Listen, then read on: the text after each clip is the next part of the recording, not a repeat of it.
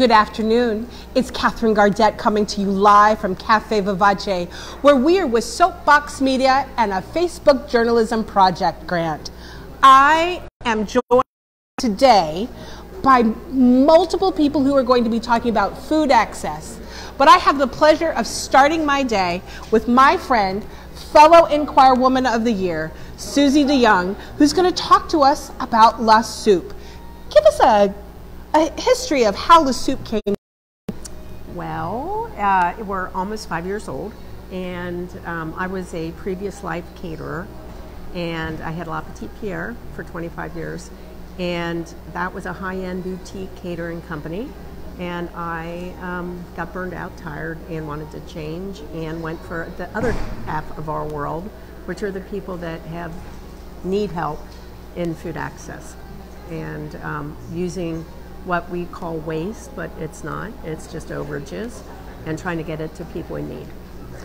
One of the things that you might not know is that this food access and the food that Suzy brings is sometimes being recreated by some very high-end chefs. Can you give us a little bit about how that all came to be for La Soup? So when we pick up, and we pick up from 63 partnering agencies. Did you say 63? Yeah. Yeah. So we have a lot of food that we're picking up, and we can't transform enough of it fast enough. So we've implemented what we call our Bucket Brigade, and the Bucket Brigade are other chefs in the city that will take a random box of produce, turn it into soup, so that that soup can be donated. So they can do it in their own kitchen on their own time with product that we're trying to divert from the landfill. I know you do some integration and work in schools, and there's this crock pot program that you have. Yeah, so we do Cincinnati Gives a Crock, and the Cincinnati Give a Crock program was started because some kids that were finally eating real food that we were giving them wanted to learn how to cook. So, but it became really apparent quickly that not all families have access to stoves and ovens and things that we're so used to having. So when I listened to kids say that they didn't have an oven or a stovetop to make the rice, I didn't want to throw in the towel, so we came up with the crock pot. And so all kids in this program get a crock pot, they get to keep it.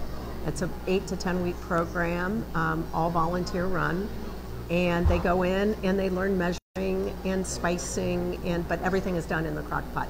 So when they leave, they prepare the meal in the school, and then they leave the crock pots at home, and then they are now preparing dinner for 6 for their family. That's just wonderful. Yeah, so. Now, I know that you are just coming into the city, and you selected Walnut Hills to bring La Soup into the city. Can you tell us why you selected Walnut Hills? There were lots of reasons. We really wanted the food desert, and the lack of food access here was one of the first. There's a lot of food deserts in Cincinnati, but we have a wonderful comprehension plan done by NKU Masters program, and they looked at a bunch of different locations that we had looked at.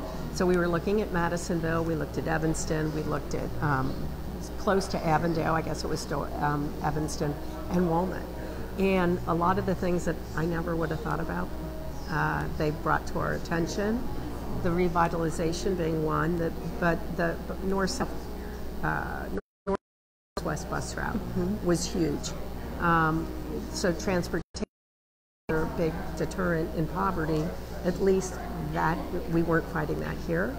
And just the neighborhood feel. I think the neighborhood feel here is what we're shooting over a bowl of soup. It's for everybody. There's not a have and have not situation. Yeah. So. Suzy's been giving back in the neighborhood before she even decided to plant the organization right here in neighborhood.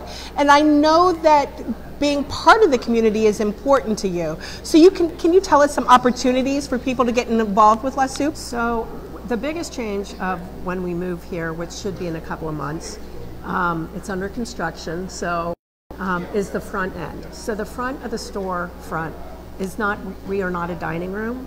You don't sit down and have dinner with us or lunch with us. It's grab and go. But the front end is a teaching that we're going to do is called Improv Cooking Studio. So much similar to what happens in the back will happen in the front. Like, hey, look, this is what we have. What can we make with it? Create a conversation around it. Come in, work with us, play with us. Let's make something fun. Take that home with you. That was how you helped us. The rest goes into the kitty to give out and distribute to others. We have on our website, we have a couple of our job openings that we're still looking for. The biggest one right now is our Chief Giving Officer. Needs to be somebody pretty strong because there's a lot of lifting involved. But it's really who will take a look at what we get and make the decisions about where it goes. So it's fast paced. Tell us the website, Suzy. LaSoupCincinnati.com. Soup is spelled with an E, LASOUPE, Cincinnati.com. And is there a phone number to reach out as well, or is the website the best? The website's the best. So it's LaSoupCincinnati, is it a .com, .org? .com. .com. Soup. It's an equalizer. We all love a good bowl of soup, whether it's hot or cold. In a couple of months, you'll be able to just walk down McMillan and stop in and pick up soup for your own. So we have just touched the surface of what La Soup Cincinnati does for our community, not just in Walnut Hills, but the community as a whole. Thank you for spending part of your morning with Soapbox Media, with our journalism project. And we've been talking about food access, and Walnut Hills is a food desert. So we'd like you to text HELLO to 513-230-6899. Again, that's 513-230-6899. When you do, you will receive a series of texts so that you can tell us how you are shopping, so that as a community within Walnut Hills, we can partner with organizations and businesses that are already here to bring needs to our community. Have a great afternoon. Thanks, girlfriend.